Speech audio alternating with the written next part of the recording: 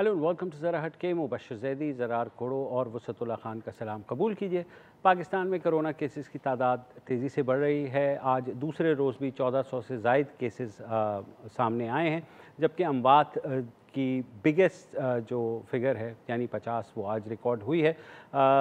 इसी बीच कौमी राब्ता कमेटी का इजलास भी हुआ, जिसकी सदारत वज़ीर आज़म इमरान खान ने की और उन्होंने ऐलान किया कि वो हफ्ते यानी परसों से लॉकडाउन में नरमी का ऐलान कर रहे हैं, जिसके तहत छोटी मार्केटें और दुकानें जो हैं, जो पहले 8 बजे खुलती थी और 5 बजे बंद होती थी, अब सहरी के बाद खुलेंगी और 5 बजे ही बंद होंगी। पब्लिक ट्रांसपोर्ट खोलने पर इसलिए इत्तफाक नहीं हो पाया क्योंकि सूबों के उस पर तहफ़्फ़ुज़ात थे। इस दौरान एक बड़ी ख़बर ये भी है कि वज़ीर तालीम शफ़क़त महमूद ने कहा है कि तमाम बोर्ड के इम्तहानात पूरे पाकिस्तान में वो मनसूख कर दिए गए हैं और जो तालिब इल्म हैं उनको उनकी पिछली क्लास की जो एवरेज उनकी स्कोर था उसी के ऊपर उनको नंबर दिए जाएंगे इस क्लास के, यानी उनके अब सालाना इम्तहानात नहीं होंगे और जो तालीमी इदारे हैं वो अब जो 1 जून को खुलने थे वो अब 15 जुलाई तक बंद रहेंगे या 15 जुलाई से खुलेंगे। वज़ीर आज़म ने कहा कि कुछ सनतें वो खोलने जा रहे हैं जो कि बेसिकली फ़ेज़ 2 है तामीराती सनत का, जिसके तहत हार्डवेयर की दुकानें, स्टील और पाइप की जो इंडस्ट्रीज़ हैं खुलेंगी। सूबों की जहाँ तक बात है, बलूचिस्तान की तरफ से ये बात आई है कि वो 1 हफ़्ते तक अभी मॉनिटर करेंगे तो केसेस क्योंकि बढ़ रहे हैं, उसके बाद ये फ़ैसला करेंगे कि लॉकडाउन में नरमी की जाए या ना की जाए। सिंध ने ये मौक़िफ़ अपनाया है कि जनाब ये इस नरमी में कोई नई बात नहीं है, ये वही दुकानें हैं जो पहले खुल रही थी 8 बजे और 5 बजे तक खुलती थी, अब वो सहरी से लेके 5 बजे तक खुलेंगी। जबकि पंजाब और खैबर पख्तूनख्वा जो है वो जो वफाकी हुकूमत ने फ़ैसला किया है उसी सूरत में जाएंगी। जो ट्रेनें खोलने का ऐलान किया था वफाकी वज़ीर रेलवे शेख रशीद ने, उस पर भी सूबों के तहफ़्फ़ुज़ात के बाद उसको डेफ़र कर दिया गया है। जो अंदरून मुल्क फ़्लाइट्स की एक रिकमेंडेशन थी कि उनको भी शुरू किया जाए, वो उसको भी अभी तक शेल्फ कर दिया गया है और कहा गया है कि जो national command and control authority के कोऑर्डिनेटर हैं असद उमर साहब, वो सूबों से राब्ते में रहेंगे और ये उनसे इस बारे में गुफ्त शनीद करते रहेंगे कि पब्लिक ट्रांसपोर्ट कब खोली जाए। वज़ीर आज़म ने आज जब बात की तो उन्होंने ये भी कहा कि आवाम को बहुत ज़्यादा जो मोहतात रह करके जो सनतें खुल रही हैं, जब वो बाहर निकलें तो उन्हें SOPs पर अमल करना चाहिए। सुनिए क्या कहते हैं वज़ीर आज़म। खुदा ना खास्ता अगर ये फिर से एक तेज़ी से अगर ऊपर स्पाइक आ गई, मतलब कि एकदम केसेस बढ़ गए और लोगों ने एहतियात ना की, तो हमें तो फिर से बंद करना पड़ेगा। उसका सबसे बड़ा नुकसान आम लोगों के ऊपर होगा, गरीब लोगों के ऊपर होगा। तो इसलिए मैं आज आप सबसे आज अपील करता हूँ कि ये वक्त आ गया, हम सब एक ज़िम्मेदार शहरी बन के इस जो कोरोना वायरस का ये जो हम इसके जो असरात हैं, इसके जो लॉकडाउन के असरात हैं, इनसे बचने के लिए हम सब मिल के जो SOPs फिर से मैं कहता हूँ, मतलब ये कि जो कंडीशंस जो सारी दुनिया अब खोल रही है तो वो सारे शराइत रख रहे हैं कि जो भी निकलेगा उसको ये इन चीज़ों के ऊपर अमल करना पड़ेगा। तो मैं सबसे आपसे उम्मीद लगाता हूँ कि आप हमारे साथ एक पूरा एक कौम बन के हम अब अगले फेज़ में जाएंगे। देखिए, मुझे जो डर जिस बात का है ना, अब देखें अगेन, अब मैं जानता हूँ कि देखें अब ऐसे ही चलता रहेगा, ठीक है। आप कहीं नरमी लाएंगे, फिर आप देखेंगे कि हो बहुत आउट ऑफ कंट्रोल हो रहा है, फिर आप कोशिश करेंगे कि जिनको दोबारा बोतल में डालें, और जिन आपको पता है कि अक्सर बोतल में वापस जाना नहीं, क्योंकि बोतल तंग सी जगह है और दुनिया थोड़ी सी भरी हुई है,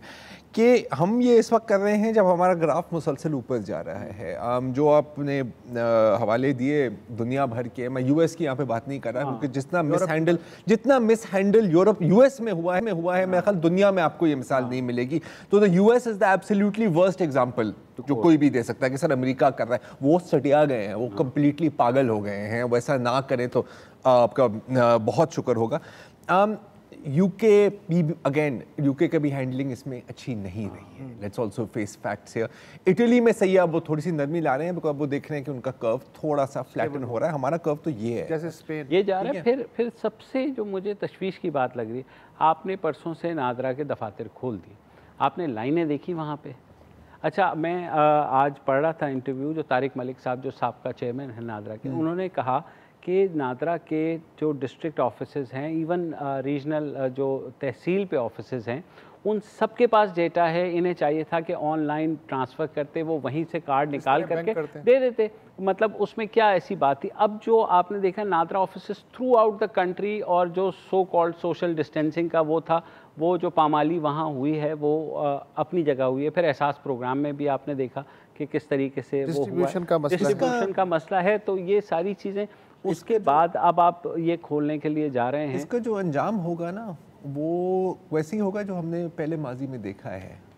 मीडिया के हवाले से पता नहीं किस चीज़ की बात करने वाला हूं।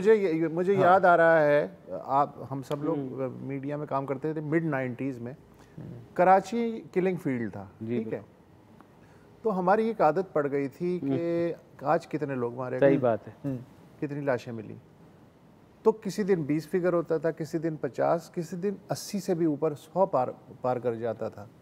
तो हम न्यू नॉर्मल के आदी हो गए थे। और जिस दिन 10-11 लाशों का आता था तो कहते बस। अच्छा, शुरुआत ऐसे नहीं थी। अगर सिंगल हम सब इन चीज़ों के आई विटनेस हैं। तो मैंने जो देखा मैं आपको बता देता हूँ ना कि जो पहले वाले दिनों में 20 लोग मरे हैं, टॉप हेडलाइन। यस, ठीक है।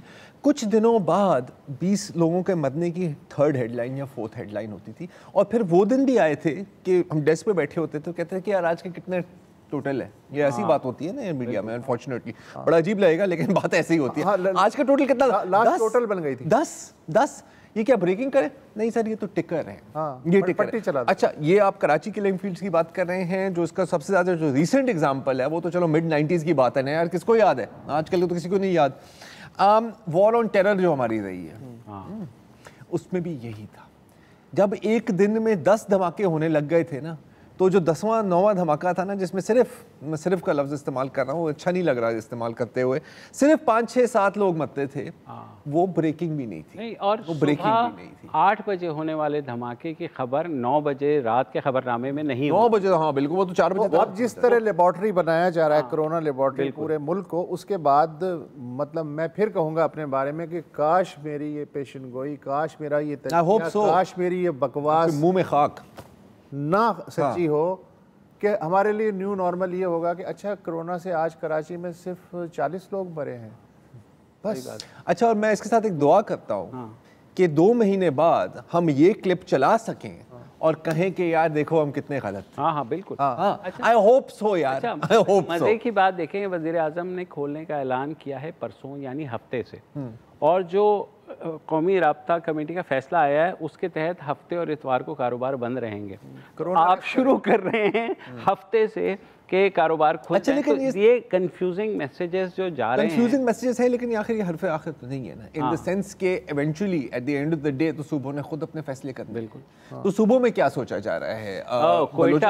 बलूचिस्तान में जो कोयटा के डीजी हेल्थ हैं, आज उन्होंने प्रेस कॉन्फ्रेंस की है और उन्होंने कहा है कि अगर लॉकडाउन नरम कर दिया गया, लॉकडाउन में उन्होंने कहा, एक तो कोयटा के डॉक्टर्स पहले ही कह रहे हैं कि कर्फ्यू लगा दें आप।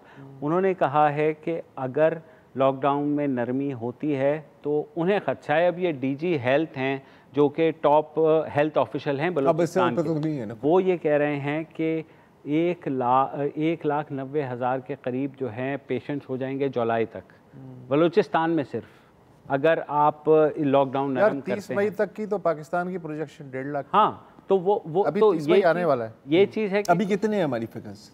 हाँ, अभी 25,000 है। अभी तो 25,000 आज हो गई है ना, 24,890 हो गए हैं और तकरीबन 600 के करीब 591 हम बात हो चुकी हैं। तो ये सारी चीज़ें जब सूबे अभी भी इसके ऊपर, जब वज़ीर आज़म कहते हैं कि सूबों की तहफ़्फ़ुज़ात के बायस उन्होंने वो नहीं खोला, मतलब में बाकी चीज़ों के ऊपर भी। अच्छा, अब ये जो कहा जा रहा है ना कि अब हम लॉकडाउन नरम कर रहे हैं और अगर लोगों ने अमल ना किया तो फिर सख्त कर देंगे। आपने पता नहीं वो मिसाल सुनी है या नहीं सुनी, 100 जूते खाए और फिर 100 प्याज खाई, फिर 100 जूते खाए। ये ऐसा ही है। अच्छा, ये प्रैक्टिकली इम्पॉसिबल भी है। हाँ, एक दफा आपने छूट दे दी ना बॉस, ओह यस, फिर दोबारा बंद करना बड़ा मुश्किल है। ऐसा ही है कि आज से हम सिग्नल कर रहे हैं, अवाम प्लीज आप अपने जिम्मेदारी के ऊपर ट्रैफिक चलाएं। अगर 2 हफ्ते तक ट्रैफिक एक्सीडेंट ज्यादा हो गए ना तो फिर हम दोबारा देंगे। तुम लोग कुछ ज्यादा ही नहीं हुकूमत की मुखालफत करने। नहीं सर, आपसे ही सीखते हैं। तुम दोनों ब्रेक ले लें, ब्रेक ले लें, ब्रेक ले लें।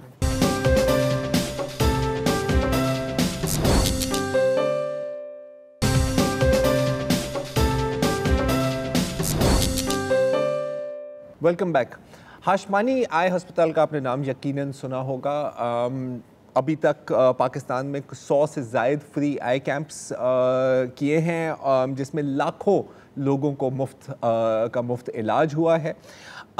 उसके साथ साथ हाशमानी मेडिकल वेलफेयर फाउंडेशन जो है, उन्होंने भी अब कोरोना वायरस टेस्टिंग का भी निज़ाम शुरू किया है पाकिस्तान में। ज़ाहिर है कुछ टेस्ट कमर्शियल हैं, पेमेंट के होते हैं, लेकिन बहुत सारे टेस्ट ज़कात के थ्रू और डोनेशंस के थ्रू मुस्तहकीन के मुफ्त भी कराए जा रहे हैं। इस पर भी हम बात करेंगे क्योंकि अब भी हमें ज्वाइन कर रहे हैं डॉक्टर शरीफ हाशमानी साहब, जो चेयरमैन हैं हाशमानी मेडिकल वेलफेयर फाउंडेशन के, और उसके साथ साथ पाकिस्तान मेडिकल एसोसिएशन के कराची चैप्टर के भी प्रेसिडेंट हैं। तो डॉक्टर साहब, thank you very much for joining us. और सबसे पहले मैं आपसे ये पूछना चाह रहा हूँ as a medical professional, as a PMA representative, कि पाकिस्तान मेडिकल एसोसिएशन का एक बहुत वाज़ेह मौक़िफ़ रहा है कोरोना वायरस के फैलाव के बारे में, और ख़ास तौर पर जिसको हम लॉकडाउन कहते हैं, जो नीम गरम लॉकडाउन पाकिस्तान में चलता रहा है। अब क्योंकि ये इंडिकेशन आ रही है कि इसमें नरमी की जाएगी, लॉकडाउन को थोड़ा सा हल्का किया जाएगा, तो मैं जानना चाह रहा हूँ एज अ मेडिकल प्रोफेशनल इसके बारे में आपकी क्या राय है? Hello, thank you very much मुझे लाइन पर लेने के लिए। जी, मेरी आवाज़ आ रही है? जी आ रही है। हेलो जी जी, आपकी आवाज़ आ रही है जी, बिल्कुल क्लियर आ रही है। PMA का एक वाज़ेह मौक़िफ़ रहा है, न सिर्फ PMA बल्कि हमारी सारी डॉक्टर्स ऑर्गेनाइजेशन दीगर भी हैं, उनका एक वाज़ेह मौक़िफ़ रहा है इस बात पर कि लॉकडाउन अभी रहना चाहिए। रीज़न इज़ कि इस वक्त हम एक लॉगरिथमिक फेज़ में दाखिल हुए हुए हैं, और अब हम एक्सपेक्ट कर रहे हैं कि ये जो पॉजिटिव केसेस और डेथ रेट जो है वो अल्लाह ना करे एक्सपोनेंशियली राइज होगा। तो इसलिए हमारा वाज़ेह मौक़िफ़ इस पर यह था कि ये अभी 2-3 हफ्ते और मज़ीद ये लॉकडाउन रहना चाहिए था। लेकिन चूँकि गवर्नमेंट की भी अपनी मजबूरियां हैं और जो लोगों की भी हालात जो हैं उसके हिसाब से गवर्नमेंट नरमी करने जा रही है, तो यस करे, लेकिन लोगों को चाहिए कि वो अपना ख्याल खुद करें। इसकी वजह यह है कि हर गली मोहल्ले में पुलिस का इंतज़ाम नहीं किया जा सकता कि वो आपको ये फोर्स करे कि आप मास्क पहने या आप अपने ये SOPs फॉलो करें। तो हमें ये, क्योंकि हमारे यहाँ अवेयरनेस का फुकदान है, इसलिए मेरा मशवरा ये होगा कि हमारा मीडिया जो है, मैं आप लोगों से दरख्वास्त करूंगा कि आप लोग भी ये अवेयरनेस पैदा करें कि हर आदमी कम से कम मास्क तो पहनना लाजमी है। बिल्कुल। मसला ये है कि जो इस वक्त हम देख रहे हैं शहर में कि लोग इसको सीरियसली ले ही नहीं रहे। मैं बल्कि हर जगह पर जो गाड़ी में जब गुजरता हूँ तो हर जगह खड़े रहकर बताता हूँ कि भाई आप मास्क क्यों नहीं पहने हुए। तो ये इस एक तरक्की याफ्ता सोसाइटी में, तरक्की पजीर सोसाइटी में भी ये लोगों का अपना फेल होना चाहिए कि उनको पता होना चाहिए कि हमें मास्क पहनना है। गवर्नमेंट नहीं आकर कहेगी कि हमें मास्क पहनना है। अगर ये SOPs हम फॉलो करवा सकते हैं तो लॉकडाउन ईज करने में कोई हर्ज नहीं है। अच्छा, प्रैक्टिकली मैं आपसे एक सवाल पूछ रहा हूँ क्योंकि आपको भी तजुर्बा है, हमारी कौम का, और हमें भी तजुर्बा है, और हम तो बार बार ये कहते रहते हैं कि सर मास्क पहले। रियलिस्टिकली आपका क्या ख्याल है कि लोग खुद ब खुद ऐसे करेंगे या हम अपने वही अल्लाह मालिक के फिलॉसफी पे ही चलते रहेंगे? मेरा ख्याल है कि वही अल्लाह मालिक वाली फिलोसफी पर ही चलेंगे लोग। लेकिन अगर मीडिया और सोशल मीडिया पर हम लोग ये, जैसे हम सोच रहे हैं कि ये अवेयरनेस कैंपेन चलाएं, तो फर्क डेफिनेटली पड़ेगा, लेकिन जिस तरीके से हम फर्क करना चाह रहे हैं वैसा फर्क नहीं आएगा। अच्छा डॉक्टर साहब, अब ये मुझे बताएं, क्योंकि अब ये भी कहा जा रहा है, वज़ीर आज़म साहब खुद कह रहे हैं कि जी हम नरमी ला रहे हैं, लेकिन अगर लोगों ने SOPs फॉलो नहीं किए तो हम इसको दोबारा हम सख्ती कर सकते हैं। ये जो इंटरिम पीरियड आएगा ये कितना खतरनाक है? देखें, मैंने पहले ही कहा, अपने स्टार्ट में ही कहा कि ये हम लोगरिथमिक फेज में दाखिल हो चुके हैं, और हम एक्सपेक्ट कर रहे हैं कि अब ये जो डेथ रेट है या जो पॉजिटिव टेस्टिंग वाला जो मसला है वो एक्सपोनेंशियली राइज करेगा, जो लोग पॉजिटिव जो होंगे, तो हम तो एक्सपेक्ट कर रहे हैं कि बहुत ज़्यादा होगा। और क्योंकि जब आप कल से या परसों से जब लॉकडाउन ईज करेंगे तो इसका इफेक्ट 15 दिन बाद ही आएगा। तो अगर हम अल्लाह ना करे, अगर ये एक्सपोनेंशियल राइज होता है तो हमें मजबूरन वापस लॉकडाउन की तरफ जाना ही होगा। अच्छा डॉक्टर साहब, आपने बात की टेस्टिंग की, तो मैं आप थोड़ा सा पूछना चाह रहा हूँ हाशमानी वेलफेयर फाउंडेशन, वैसे तो मतलब जाहिर है कि हाशमानी का नाम आई सर्जरी और आई डिजीज़ के साथ लिंक्ड है। अब लेकिन मैं आपसे ये पूछना चाह रहा हूँ कि कोरोना वायरस, क्योंकि अब सबसे बड़ा मेडिकल इशू पाकिस्तान में कोरोना वायरस ही है, ज़ाहिर है, तो इसके बारे में हाशमानी वेलफेयर फाउंडेशन क्या कर रही है? देखिए, हमने आई के पिछले 40 साल से हम आई के शोबे में हैं, जैसे आपने खुद इंट्रोडक्शन में कहा, और हम पाकिस्तान के हर शहर में हमने कैंप्स किए हुए हैं। लेकिन अब ये इस सिचुएशन में हमने अपने आप को डाइवर्ट किया है कोरोना टेस्टिंग की तरफ, और हमने इस वक्त तारिक रोड पर एक purpose build dedicated social distancing protocol को मद्देनजर रखते हुए एक ड्राइव थ्रू बनाया है, ताकि वहाँ पर लोग आएँ, अपना टेस्ट कराएं और वापस चले जाएं और कोई प्रॉब्लम ना हो। ये पिछले एक हफ्ते से हमने सॉफ्ट लॉन्च किया हुआ है और इससे लोग फ़ायदा उठा रहे हैं। और इसके अलावा हम घरों पर जाकर भी टेस्टिंग कर रहे हैं, और हमने अपने अस्पताल में और तारिक रोड पर कि आप आएँ और अपना टेस्ट करा कर घर चले जाएँ। तो कलेक्शन पॉइंट्स भी हम शहर के मुख्तलिफ हिस्सों में अब खोलना चाह रहे हैं। और लेकिन हमारा जो मकसद है ये, क्योंकि ये टेस्ट जो हैं काफ़ी महंगे हैं, तो ये टेस्ट हम सब्सिडाइज प्राइस पर भी कर रहे हैं और हम फ्री भी कर रहे हैं। लेकिन क्योंकि ये काफ़ी महंगे हैं, इसलिए हमने एक पर्टिकुलर नंबर रखा है कि इतने नंबर लोगों को हम फ्री करेंगे। और मेरा अपना वो जो ख्वाब ये है कि उन लोगों को जो हमारे फ्रंट लाइन वर्कर्स हैं, जो डॉक्टर्स हैं, अभी कुछ दिनों पहले मैंने फेसबुक पर एक डॉक्टर की शिकायत सुनी कि हमारे लिए गवर्नमेंट ने तो कुछ भी नहीं रखा, हमारी टेस्टिंग का भी कोई इंतजाम नहीं है और हमें टेस्टिंग भी पैसों देकर करानी पड़ती है। तो हम उन फ्रंट लाइन डॉक्टर्स को, जब मैं फ्रंट लाइन डॉक्टर्स कहता हूँ जरार साहब, तो फ्रंट लाइन डॉक्टर्स में हमारे जनरल प्रैक्टिशनर्स हैं, हमने उनको साइडलाइन किया हुआ है। हमारे पास कराची में इस वक्त 15,000 ये फ्रंट लाइन डॉक्टर्स, जिनको में जनरल प्रैक्टिशनर्स हैं, उनको हमने बंद किया हुआ है कि आपने प्रैक्टिस नहीं करनी।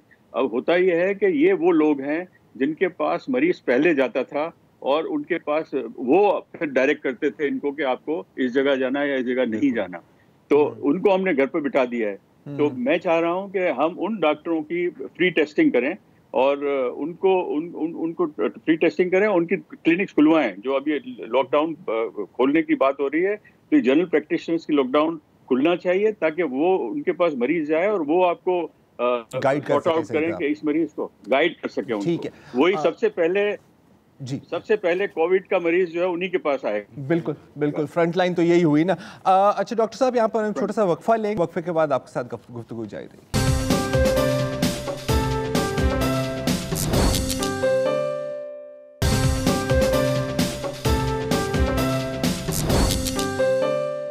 Welcome back.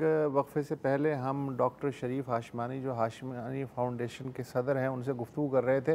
डॉक्टर साहब, आपने वक्फे से पहले ये फरमाया था कि जो 15,000 के लगभग जनरल मेडिकल प्रैक्टिशनर्स हैं बिलखुसूस कराची में, उनको हमने घरों में कैद कर रखा है और उन पे से अगर पाबंदी हटा ली जाए तो सबसे पहले जो कोरोना का मरीज़ है उनके पास जाएगा, फिर वहाँ से वो किसी कहीं और रेफ़र कर देंगे। सवाल ये है कि कोरोना का मरीज़ को जब जनरल प्रैक्टिशनर देखेगा और उसके क्लिनिक में आएगा, तो अगर उसके पास हिफाजती गियर्स ही नहीं हैं तो फिर क्या होगा? बड़ा अच्छा सवाल किया है। मैं भी इसी बात पर आना चाह रहा था कि ये जो हिफाजती गियर जिसे हम PPE कहते हैं, वो हमें प्रोवाइड करने चाहिए इनको। और पाकिस्तान मेडिकल एसोसिएशन ने और दीगर डॉक्टरी तंजीमों ने और दीगर फिलैंथ्रोपिस्ट ने ये सिलसिला अब शुरू किया है, और हमने तकरीबन कराची के जितने भी ये जो फ्रंट लाइन डॉक्टर्स हैं उनको ये गियर्स प्रोवाइड किए हुए हैं। लेकिन आपकी जहन में मैं बात बैठाना चाहता हूँ, आवाम से कहना चाहता हूँ कि ये गियर्स एक बार नहीं देने। ये एक PPE जो आप यूज करते हैं वो मैक्सिमम 1-2 दिन तक, धो धाकर आप 3-4 दिन तक इस्तेमाल कर सकते हैं। तो इनकी मुसलसल सप्लाई, अगर सरकारी हॉस्पिटल्स के लिए मसला हो रही है तो प्राइवेट सेक्टर के लिए मुसलसल सप्लाई कितना बड़ा मसला होगी? बिल्कुल मसला है, लेकिन अल्लाह के फजल से पाकिस्तान में लोगों के पास इतना बड़ा दिल है कि उन्होंने ये इसके ऊपर काम करना शुरू किया है, और अब ये सप्लाई हम बाकायदा न सिर्फ कराची के डॉक्टरों को बल्कि सिंध के दीगर इजला में भी भेज रहे हैं और उनको मुस्तकिल सप्लाई कर रहे हैं। तो ये सिर्फ मैं फिलैंथ्रोपिस्ट को बताना चाह रहा हूँ कि ये एक बार देने से काम खत्म नहीं हो जाता, आपको मुस्तकिल देनी है, ये सप्लाई मुस्तकिल जारी रहनी चाहिए। ठीक है। अच्छा डॉक्टर साहब, एक थोड़ा सा टेक्निकल सवाल है और मैं चाहूँगा अगर आप इसको थोड़े से आसान अल्फाज में हमें समझा सकें। दो किस्म के टेस्ट हैं कोरोना वायरस के according to my information. I mean एक तो पीसीआर टेस्ट है और एक है एंटीबॉडी टेस्ट। अच्छा, इनमें बुनियादी फ़र्क क्या है? और जो दूसरा इससे जुड़ा हुआ सवाल है वो ये है कि अगर एंटीबॉडी टेस्ट में कोई पॉजिटिव आता है तो क्या ये ज़रूरी इसका मतलब है कि वो उस वक्त वायरस का कैरियर है और वो इन्फेक्शस है? देखें, पहली बात यह है कि अगर कोई किसी को वायरस लगा है तो उसका जो इफेक्ट आएगा वो इंक्यूबेशन पीरियड तकरीबन 15 रोज का है। तो वो अपने सिम्टम्स शो करेगा 8 दिन से 15 दिन के बाद।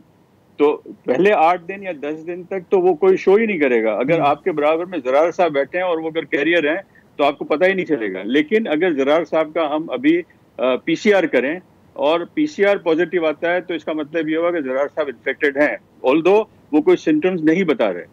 अच्छा, लेकिन पीसीआर जो एंटीबॉडी टेस्ट है वो एक आपकी बॉडी में मदाफियत के तौर पर एक एंटीबॉडी पैदा हो चुकी है, ये शो करता है। लेकिन उसकी पॉजिटिविटी जो है वो 7 दिन के बाद होती है।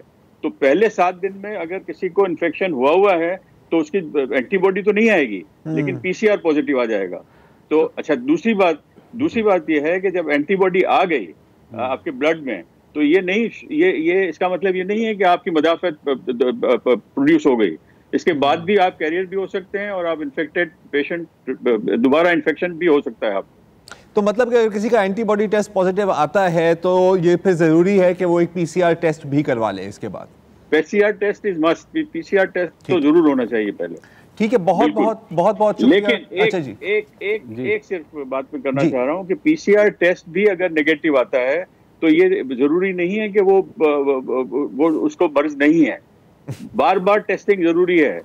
और अगर बार औकात तो 2-3 मरतबा आप टेस्ट करते हैं तब जाकर वो पॉजिटिव आता है। अच्छा डॉक्टर साहब, अगर पीसीआर टेस्ट नेगेटिव आता है तो आपको एंटीबॉडी टेस्ट कराना चाहिए या नहीं? एंटीबॉडी टेस्ट एक वो है, कॉम्प्लीमेंट है इसके साथ कि आप करवाएं। लेकिन पीसीआर टेस्ट के साथ अगर आपके सिम्टम्स हैं तो पीसीआर टेस्ट दोबारा रिपीट होना चाहिए। इसलिए कि ये जो है ये जो वायरस को, इसको नोवल क्यों कहते हैं? नोवल कोरोना वायरस का मतलब ये है कि ये आपके गले में या आपके नाक में हमेशा नहीं मौजूद, ये इंटरमिटेंटली शेड करता है वायरस। तो इंटरमिटेंटली जब शेड होता है तो जिस वक्त आप वो टेस्ट लेते हैं अगर उस वक्त आपके वायरस नहीं प्रेजेंट तो नेगेटिव आएगा, हालांकि आपके जिस्म के अंदर वायरस है। तो ये नई चीजें हैं जो दरियाफ्त हो रही हैं अब। बहुत खूब। और पूछो जरा। और पूछो। नहीं, बस बहुत है, अब मैं और नहीं पूछ सकता। Thank you very much doctor साहब, वेरी इन्फॉर्मेटिव। जान ही निकाल दिया डॉक्टर। कंफ्यूजिंग, इन्फॉर्मेटिव और परेशान। क्या करें यार, जितनी इन्फॉर्मेशन आती है वही है ना यार। एक वक्फा ले लीजिए।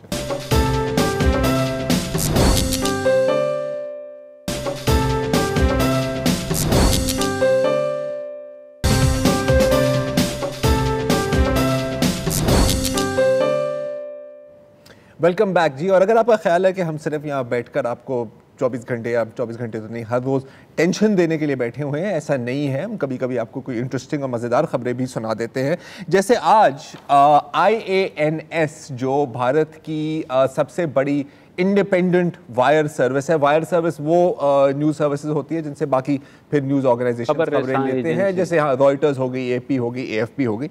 वहाँ पर आज एक खबर आई कि पाकिस्तान के वज़ीर आज़म इमरान खान साहब ने वेडनेसडे को ऐलान किया कि पाकिस्तान में कोविड-19 का जो कर्व है वो बिल आखिर फ्लैटन हो रहा है। और ये एक प्रेस कॉन्फ्रेंस में ये बात की गई।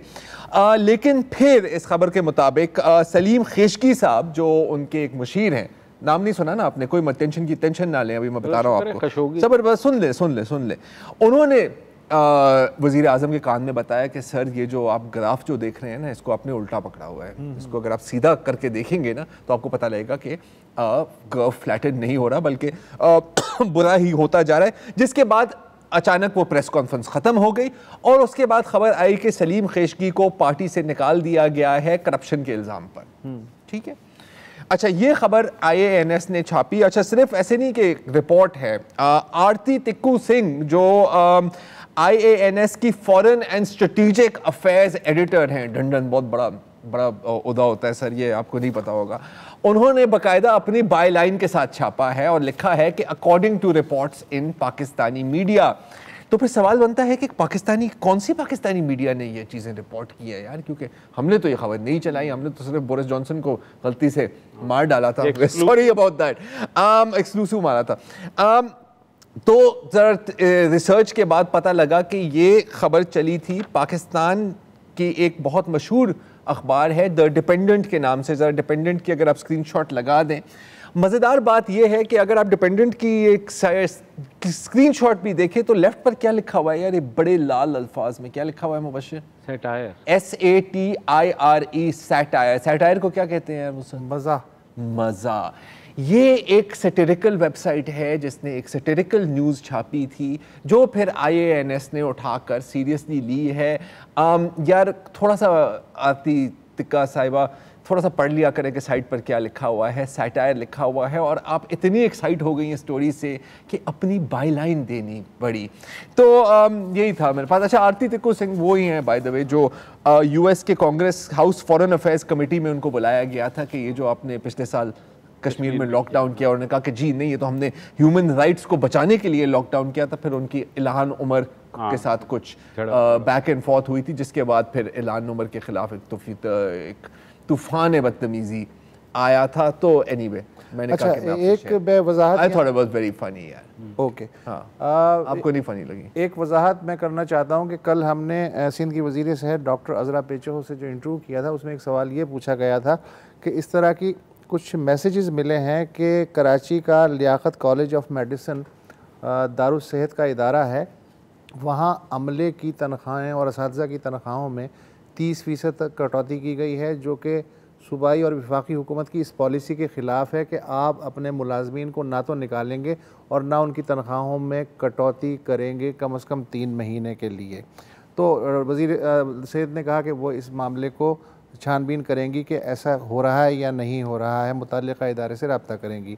आज डॉक्टर अली फरहान हैं, vice chairman Liaquat college of medicine और दारुस सेहत के, उनका फ़ोन आया और उन्होंने एक वजाहत की। उन्होंने ये कहा कि जिनकी तनख्वाह हमारे यहाँ 1 लाख रुपए से नीचे है उनकी तनख्वाहें पूरी की पूरी दी जा रही हैं, जिनकी 1 लाख रुपए से ऊपर की तनख्वाह है उनकी तनख्वाह का 20% 3 माह के लिए मुंजमद किया जा रहा है और 3 माह बाद रीअम्बर्स कर दिया जाएगा। ये उन्होंने वजाहत पेश की है। और एंड में एक बहुत अच्छे एक खुशगवार चीज़ से कर रहा हूँ। न्यू जर्सी से एक वीडियो किसी ने मुझे भेजी है। डॉक्टर खुर्रम अनवार और डॉक्टर मारिया हनफी, दोनों डॉक्टर जो हैं इस वक्त कोविड-19 के सिलसिले में अपना जो हॉस्पिटल है उसमें कई दिनों से मुस्तकिल जो है काम कर रहे हैं। उनका बेटा है रबी, कल उनकी सालगिरह थी लेकिन वो ज़ाहिर घर नहीं जा सकते थे और वो रबी वहाँ बेचारा अकेला था। तो हॉस्पिटल वालों को जब इसकी भनक पड़ी तो उन्होंने सरप्राइज़ दिया और रबी की सालगिरह मनाई। अस्सलाम वालेकुम। अगर आपको हमारे शो पसंद आया है तो प्लीज़ हमारे YouTube चैनल को सब्सक्राइब करें और अगर मुनासिब समझे तो इस वीडियो को लाइक भी कर लें, तो कोई हर्ज नहीं है, और शेयर भी कर लें और कमेंट भी कर दें, वरना वो सब ऐसे ही लिखते रहेंगे। और ये जो दोनों कह रहे हैं ये कर लें जी प्लीज़, नहीं तो हमें भी घर जाना है, मैं आपके कंप्यूटर में नहीं रहना 24 घंटे। सही बात।